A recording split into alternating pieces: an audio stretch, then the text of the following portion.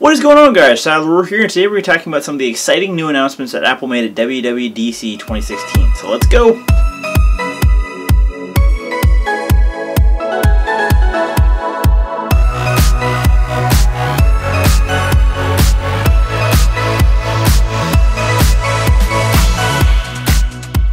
So yeah, Apple just wrapped on their Worldwide Developer Conference of 2016, and they made some pretty big announcements across all 4 software platforms. Let's talk about that. And finally, the last thing they talked about was iOS 10. And overall, I didn't think it was going to be that big of an update because they didn't really seem to have a lot of huge features, but they actually surprised me in some good ways and some, just meh. Okay, that's pretty cool. So let's go over what all Apple released, starting from meh to going up to really cool. Apple Music. I do not use that service at all, but for those who do, it's a lot better. It's got a lot cleaner, nicer interface with bold text, easy to use. I found it was very, very similar to Spotify. It was very interesting to see how closely modeled the UIs were for both of those. But while Spotify is pretty much all black and green, Apple Music was more white and vibrant, very bold colors and bold text on white background. So it pops a little bit more. It's definitely Apple's spin on it. But they also had easy to use music controls, as well as you could scroll up underneath the album artwork and it would show lyrics for any of the lyrics that have been updated to iTunes. So if you're using Apple Music, it is actually very much improved. Next up is Home. Basically, Apple created their own home automation app so that all of your automated devices can all be connected into and controlled through one app. So it has scenes, basically, I'm home, I'm going to bed, I'm getting up, I'm leaving home, etc. So you can tap all those and all of your home automated devices pre-configure, whether that's setting temperature, locking doors, opening garage doors, turning on lights or turning them off, closing shades, etc. So that's pretty cool. Also, that can all be Siri controlled, like I'm going to bed, your house automatically configures to that setting. Also, it has individual buttons where you can manually control all the different devices. So home automation all brought together in one single app. I'm interested to see how all that's going to work in the future. Maps was the next big one, and I was actually decently impressed in what they did. They improved the view so that when you're coming up to an intersection, it automatically zooms in, and when you're going out straight away, it zooms out. It also gives you more details as well as live traffic updates as you're going along. It also shows up of points of interest, whether that may be restaurants or gas stations or whatever, real close to you, and you can tap on them. It'll automatically show how far off it is, how long it'll take to get there, as well as how much time going there and coming back will add to your route. That's pretty cool. Also, another huge one was in-app support. So, not only can you look at what is around you, you can also drill down to, okay, I want restaurants, but I specifically want seafood restaurants around me. Okay, that's the seafood restaurant I want to go to. Then using in-app support, you can book a reservation at a specific table at that restaurant. Then you're like, but I don't want to drive, I'm here at the office, I want a Lyft to come pick me up. You can tap on that, you can get a ride, book the Lyft, pay for the Lyft through Apple Pay, and the Lyft will show up and take you right to your reservation. So all that without ever having to leave the Maps app. Very, very cool. That was probably one of the biggest things, was Apple was trying to show off in-app support. So you can do different things without ever having to leave the app. So you don't have to track down your Lyft app and your food booking app. It's all right there. So that was pretty big for me. And while I don't really book Lyfts or reserve restaurants, the ability to quickly see what all is around me, quickly get directions to a gas station to come back, as well as traffic data live on my directions. Very cool. I'm very excited to see how that'll all work this fall. 3D Touch was improved. It was probably one of the bigger things that they focused on. Now, unfortunately, that's only for a 6S, but of course you know that that's also going to be baked into the new iOS. But you know that's also going to be included in the new iPhone 7. So basically, pushing and holding gave you a lot more access to different things, whether that's quickly responding to emails or whatever. You can see, like in the Mail app, you can see how many emails you got from all of your top people that you communicate with. You can quickly respond to texts, and while you're responding to it, it'll basically open up a small version live, so you can be quickly responding without ever having to actually drill down into the Messages app. Also, that works on the notification screen, so you can quickly add and interact with notifications, as well as 3D touching allows you to quickly dismiss all notifications at once. Pretty cool. The lock screen was also improved. The notifications are a little bit more rounded, very bold. It doesn't gray out your background, so you can still have the vibrant background as well as notifications floating on top of it. They improved the way you look at it with raise to glance. So basically you raise your iPhone and it automatically lights up the screen. You can see any notifications you have at the time or whatever without having to push the home button, because they realized that if you push the home button, Touch ID will automatically trigger and unlock your phone. You won't even get to see the notifications, and you may want to view them that way. So raise to glance, you automatically see it. That's something that I feel that they should have been doing for a while, since LG and Samsung have been doing that for a while. But here it is now. They also changed the drawer coming up from the bottom. So the first one, that when you slide up from the bottom, just has all your controls quickly, from bringing up flashlight to toggling on and off settings or whatever. Then if you swipe right, you get an entire card just for your music controls. You also get an entire card for your home automation and any other software features that are going to be included in the future. So swipe up and then you have cards instead of all of it just mashed into one drawer. So that's pretty cool. Notifications is automatically the same still from the last time. Photos was also improved. Basically the same features that you're going to have on iOS is going to be on macOS. So you can not only search for things, there's context recognition, but also Moments was created. You can also live edit live photos that you can create on a 6S and 7. So pretty cool. Basically the same on macOS and iOS. The next big one was contextual prediction. So basically Apple's keyboard and Siri and their software in the background is tracking you. Now they also made a big point to talk about privacy. This entire profile is built around you to improve your experience on your iOS device, but it never leaves your device. All of it is crunched and created on the device and you use to provide a better experience.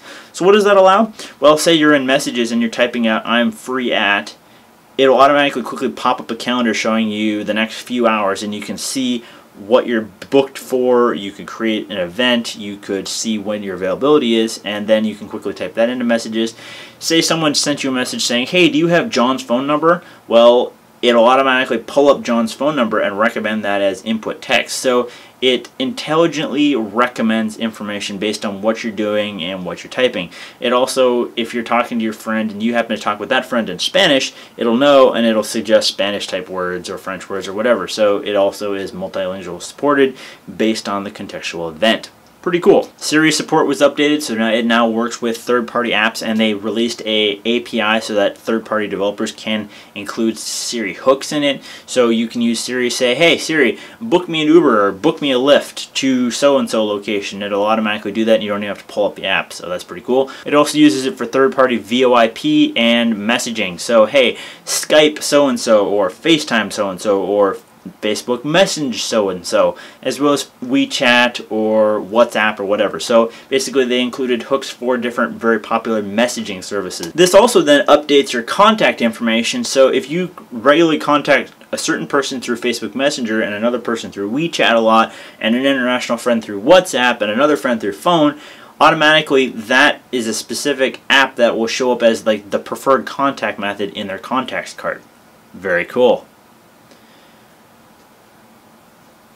Phone was also updated, that voicemail now has text to transcript, so if someone leaves a message, Apple will then try and translate that to the best it can to text. When you tap on the message, it'll pop down a box showing the text in smaller font. I think that's pretty cool. That's something that Google Messages has been offering basically since the beginning, 3 to 4 years ago when they started that service. So for basically my burner phone, I've had that service for a while, so it's cool to see Apple's finally bringing that to the table. And then finally, they also included hooks for the phone app through other VoIP services. So if someone's calling you through a FaceTime call, through a Facebook message call, through a Skype call, through a WhatsApp video call, or whatever, it'll automatically show up the full size photo of their contact. So basically it looks just like you're getting a phone call, and you can swipe to and interact that way instead of getting just a little notification, Facebook Messenger, so-and-so is calling you. So that's cool to see that phone is now working with any type of video or audio calling services through third-party apps as well. And finally, the last big update to iOS 10 was Messages. Now, Messages got a huge update that I didn't really see coming, and really they're trying to take on all of the very popular third-party chat, whether that be Facebook Messenger, WeChat, WhatsApp, Snapchat, or many of the other ones. So let's see what all new features they baked into iMessage. First of all, Emojis was a big one. Not only are emojis now 3 times as large in size, also if you type a message, it'll automatically look for any words that are associated with emojis. So if, say, I'm going to play basketball at 9 p.m. and there's like a party or whatever, then you can tap on those words, they're yellow, and it'll automatically throw in a basketball icon, a party icon, a clock icon, etc. So if you want to have emojis replacing some of your words in your text, you can automatically and quickly do that without having to like swipe through and include emojis. So we are ruining the next generation, but for those who love to talk with emojis, boom, it's here, and it's a lot easier.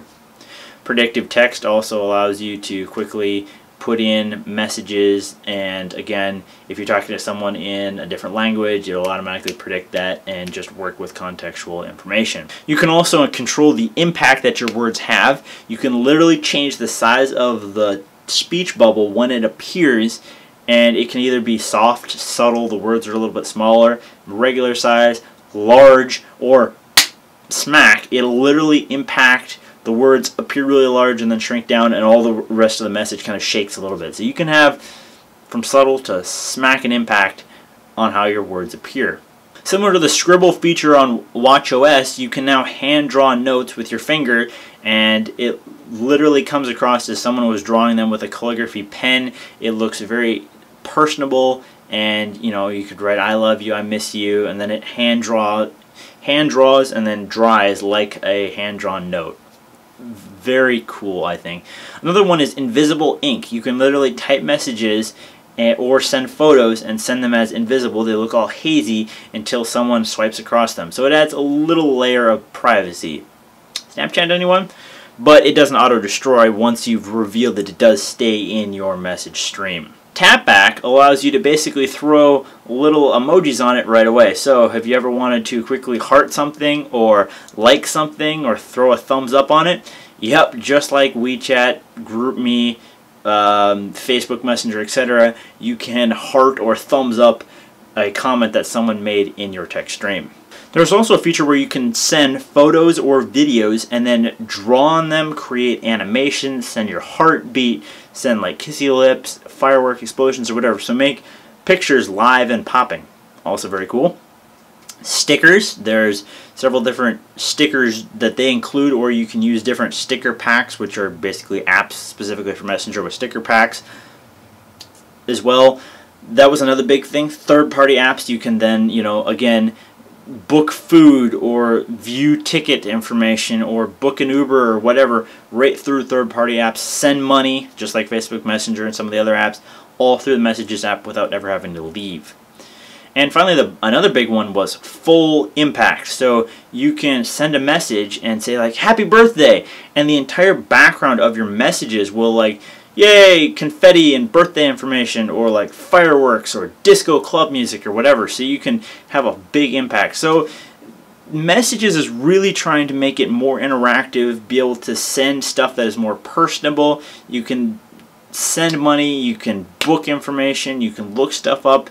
It's made to improve your experience through Messages, and overall I was very impressed. They look like some very cool features. Some of them are definitely pretty gimmicky, but I like the handwriting, the invisible messages, and the ability to kind of quick throw a thumbs up on someone's message without ever actually having to type something. So Messages is definitely trying to interact and grab a bunch of features with the different apps. So for someone who has an iMessage account, anyone who has an iPod, a Mac, iPad, an iPhone, or whatever, you can do a lot with it. I'm interested to see what all features are going to carry over to Android. I'm guessing not a lot, but we'll see. So that is the new Messages update.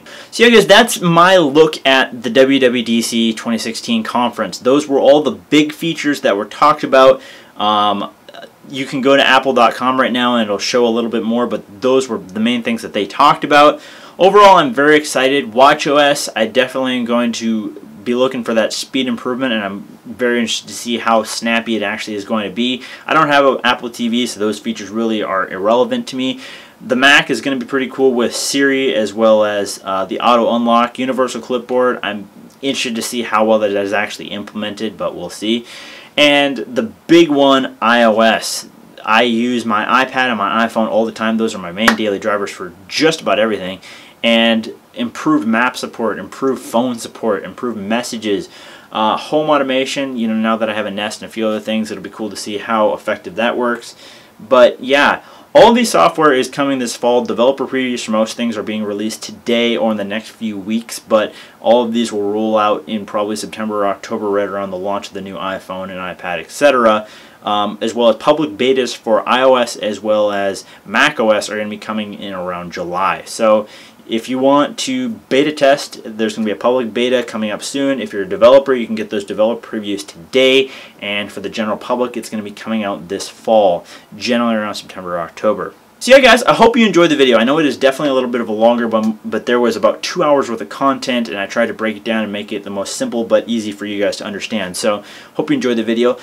So yeah, guys, that's been part 2 of my coverage of WWDC 2016. I hope you enjoyed it. What stood out to you the most? What are you most excited for? Is that the new features in iOS or macOS, tvOS, or maybe the new speed updates in watchOS? I know I'm really excited for faster watchOS, macOS with Siri and the ability to unlock it with my Apple Watch, as well as on iOS, the new messages, the new maps, the new phone, and home automation. All those are really cool, and I can't wait to check it out. Let me know in the comment box down below, what did you think? As always, guys, thanks for watching. Maybe you can check out part 1 of my coverage right here and what I talked about right here. Remember, hit that like and subscribe button down below so you don't miss any of my coverage on Apple events or anything else. Check me out on social media, and I'll see you guys in the next one. Peace!